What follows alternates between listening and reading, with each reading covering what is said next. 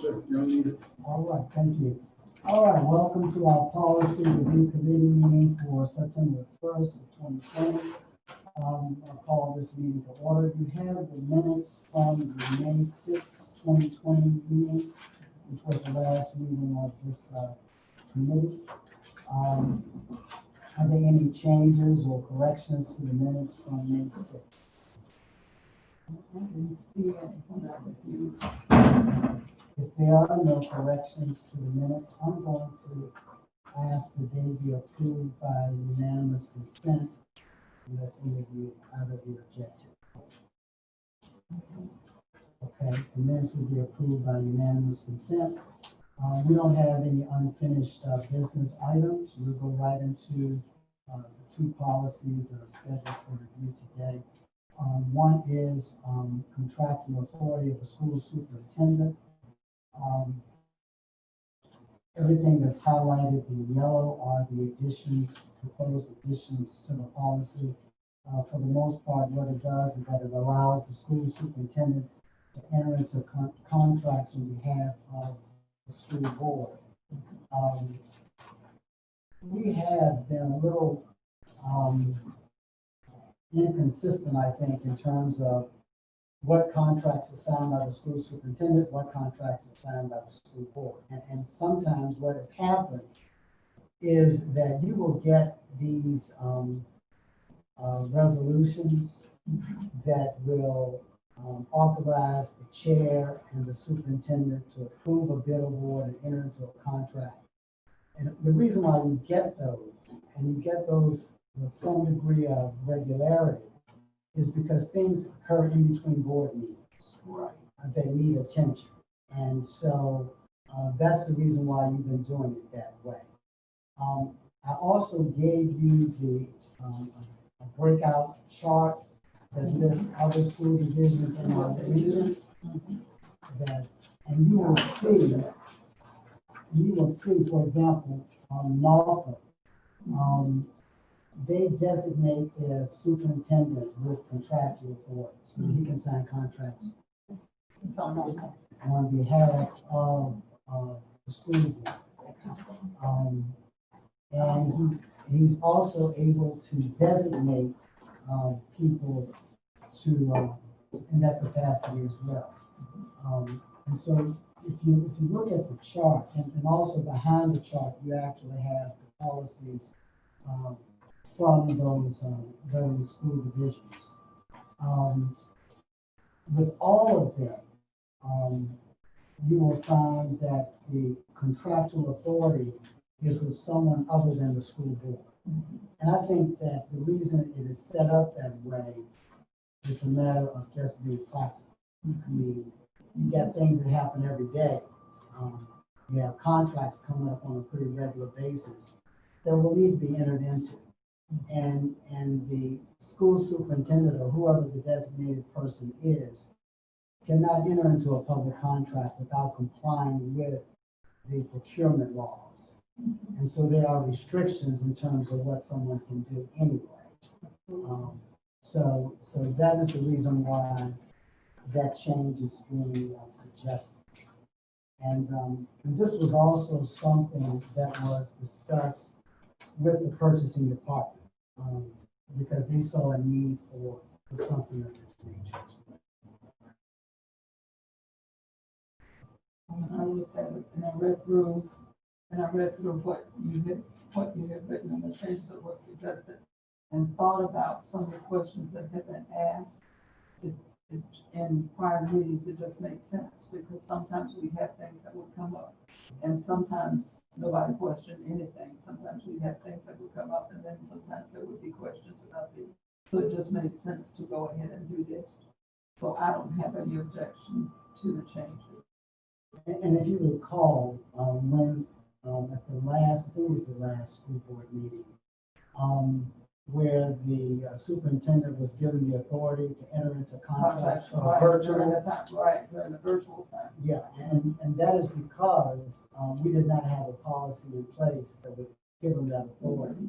Because the current policy, contracts are entered into by the school board. Right.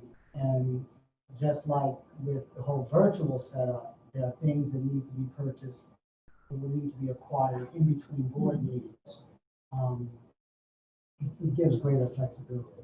So this basically covers day-to-day operations. It is, it goes hand in Move hand. forward quick. Right, it goes hand in hand with day-to-day operations.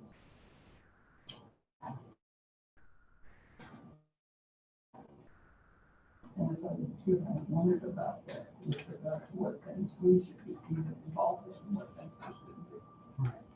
One of the things that the state law does is that even though the state law makes reference to the fact that school boards are responsible for finances, they're responsible for buildings and grounds and all of the long litany of things that the Code of Virginia indicates that school boards are responsible for.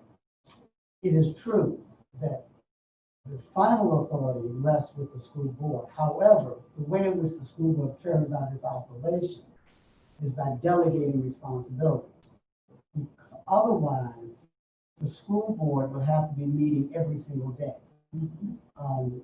Because there are always some issues involving financial issues, there are always issues involving buildings and grounds. And so the way in which the school board carries out its responsibilities under the law is by delegating that authority primarily to the school superintendent. And the school superintendent carries out those responsibilities on behalf of the school. And you know, in addition to that, my concern is always with vendors attempting to get to us, literally as elected officials.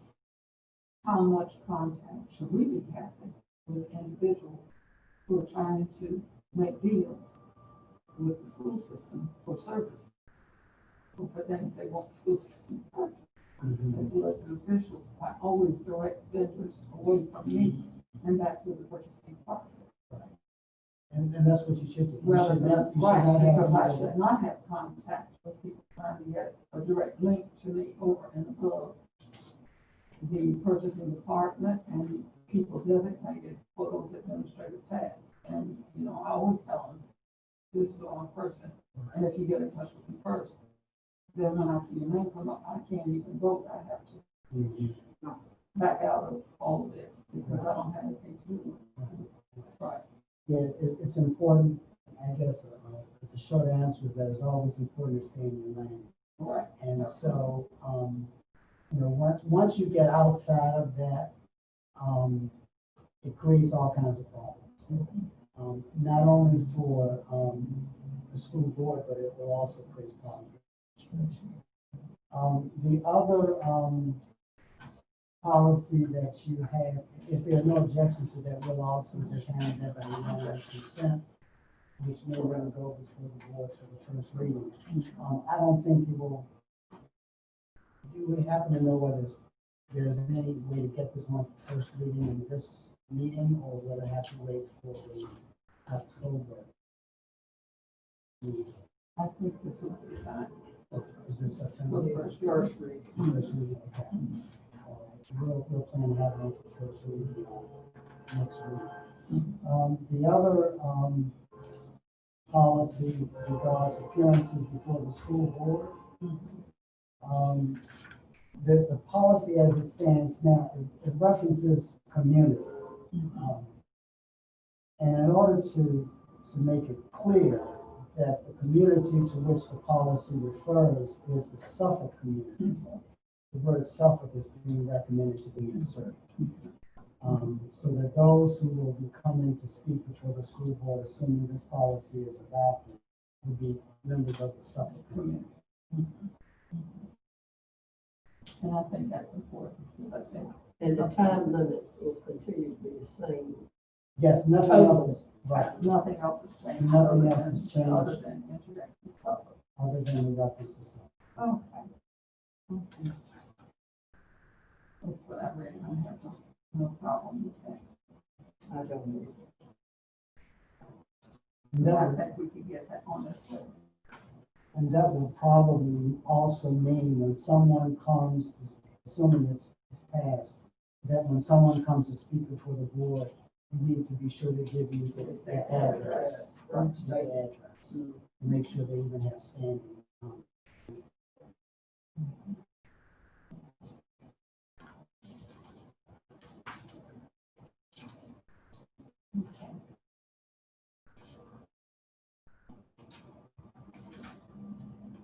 All right, do either of you have anything that you want to bring up today regarding the policies of the Suffolk City School Board?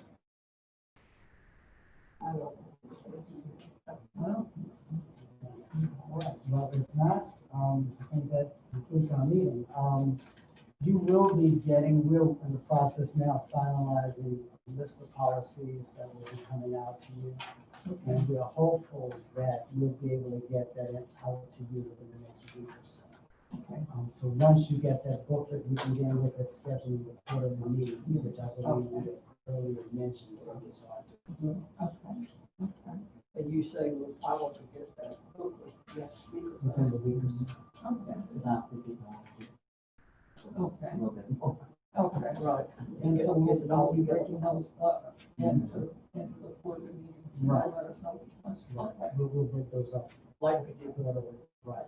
okay, And we'll try to break them up in such a way that we can get through all of them within a reasonable period of time. okay. Okay. Sounds good. All righty. Thank you. Thank you all Thank for you very coming. much. Thank you.